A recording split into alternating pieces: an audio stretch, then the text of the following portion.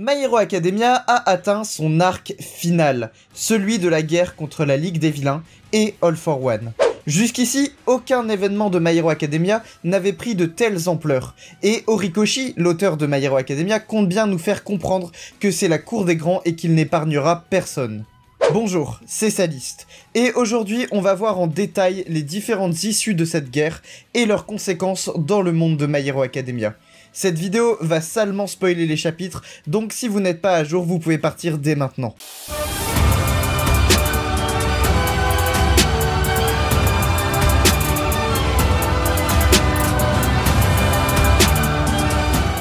Le Japon à reconstruire. Avant de nous arrêter cas par cas sur des personnages, on va d'abord voir comment le Japon en général va sortir de tout ça. Dans l'éventualité fort probable que les héros gagnent, ils retrouveront un Japon complètement détruit à reconstruire.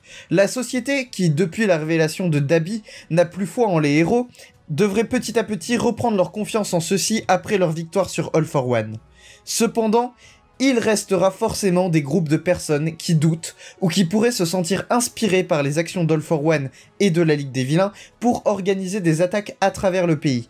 Alors que le nombre de héros est grandement diminué avec toutes les démissions et les victimes de cette guerre, des groupuscules mal intentionnés pourraient apparaître aux quatre coins du pays, reprenant le flambeau de la Ligue des Vilains. En bref, c'est un Japon à feu et à cendres qui se relèvera lentement au prix de plusieurs années de travail acharné. Endeavor et le traumatisme.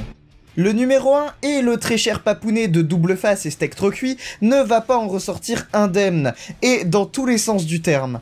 Bon, déjà psychologiquement, Endeavor a pris très cher. En quelques mois, il apprend que son fils aîné est toujours vivant, alors qu'il le croyait mort depuis 10 ans, et en plus, celui-ci est un meurtrier génocidaire de masse qui a brûlé vives des personnes innocentes. Comment ne pas devenir complètement starbe après une révélation pareille? Ah, et bien sûr Toya rêve de voir Endeavor mourir, mais j'ai l'impression que c'est assez courant chez les Todoroki. On l'a vu lors des combats qui ont eu lieu, mais Endeavor se sent responsable de ce qui est arrivé à Toya. En plus de s'en vouloir, All for One en rajoute une couche, affaiblissant mentalement le numéro 1, ce qui se reflète sur une concentration fragilisée, et il prend des coups qu'il aurait pu éviter, se trouvant grièvement blessé inutilement et perdant un bras au passage. On peut s'attendre à ce que les ravages psychologiques viendront à bout de Endeavor, mourant pour expier ses péchés du passé, le numéro 1 ayant fait trop de mal pour que le sort le pardonne.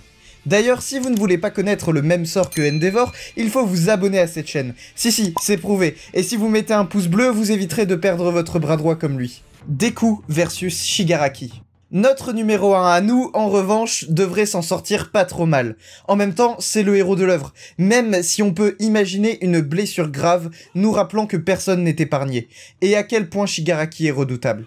Même s'il reste une infime lueur d'espoir que Izuku ramène Shigaraki à la raison, je ne suis pas de cet avis. Je pense qu'on aura le droit à un combat qui claque et qui ne laissera pas indemne le duo Izuku-Bakugo. Pour moi, il est évident qu'au minimum un des deux va perdre un membre, soit un bras, soit une jambe ou que sais-je. Et dans le pire des cas, bon bah, Bakugo... Salut mon pote. Vous avez compris l'idée. Je trouverais ça dommage que Horikoshi ne donne pas à ce combat de lourdes conséquences. La dernière fois, on a eu le droit à un Izuku dans le coma, et le corps complètement détruit. Maintenant, il n'a plus trop le choix. S'il veut nous faire comprendre que c'est encore plus chaud, il va falloir le montrer. On peut également mentionner les autres héros présents comme Best Jeanist, Mirko ou encore Headshot. Selon moi, au moins un de ces héros devrait mourir avant la fin de l'arc. Mon avis ? Un Deku vainqueur, mais à quel prix? Bakugo encore en vie après ça? À voir ce que nous réserve l'auteur. Les élèves.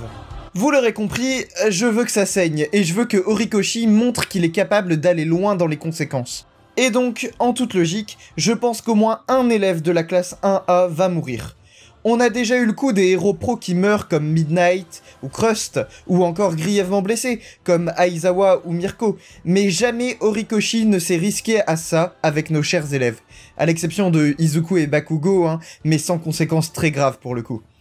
Puisqu'il s'entête à nous présenter la classe 1A comme digne d'être considérée comme des héros pros, il n'y a qu'à voir le dialogue qu'il y a eu entre Hawks et Fumikage dans les derniers chapitres. Si il veut que les élèves de la classe 1A soient égaux aux autres héros sur ces champs de bataille, alors il faut que les conséquences soient similaires, et qu'ils n'en sortent pas indemnes.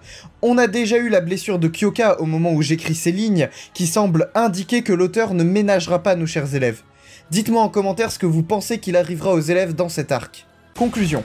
En bref, cet arc étant le tout dernier de My Hero Academia, il est impossible que nos héros s'en sortent beaucoup trop bien. Il est même évident qu'il y aura quelques pertes au passage et des blessures très graves, même psychologiques. Ce sera à la génération de Izuku de reconstruire ce Japon mis à feu et à cendre par l'empereur du mal. Aidés par ses camarades, même si ils ne seront peut-être plus tous là, puisque comme je l'ai dit, on risque d'avoir des pertes du côté des élèves, et Izuku traînant le lourd fardeau d'être le dernier possesseur du One for All, la conclusion du manga semble nous réserver encore quelques surprises. Il risque d'y avoir des événements qui vont être inattendus de la part des lecteurs et Horikoshi risque bien de nous surprendre sur plusieurs points. Notamment certains mystères qui n'ont pas encore été résolus comme qui est le père d'Izuku ou encore est-ce que Eri va perdre son alter puisque c'est une vraie question et dans les derniers chapitres nous avons vu que All for One utilise ce qui semble être une copie de l'alter d'Eri puisque on le voit à travers un flashback où l'on voit Eri ainsi que les balles anti-alter, le docteur Ujiko aurait réussi à copier l'alter d'Eri à partir des balles de destruction d'alter. Bref, encore beaucoup de surprises sur cette fin de My Hero Academia, j'espère que l'auteur ne va pas ménager nos héros et va nous montrer un vrai combat digne de ce nom, montrant que My Hero Academia est capable d'être aussi mature et intéressant que de grands mangas du nom comme Naruto, One Piece ou encore Dragon Ball. Abonnez-vous, laissez un pouce bleu, activez la cloche, n'hésitez pas à me dire en commentaire ce que vous avez pensé de cette vidéo, c'était Saliste, et je vous dis à la prochaine pour une prochaine vidéo. Salut!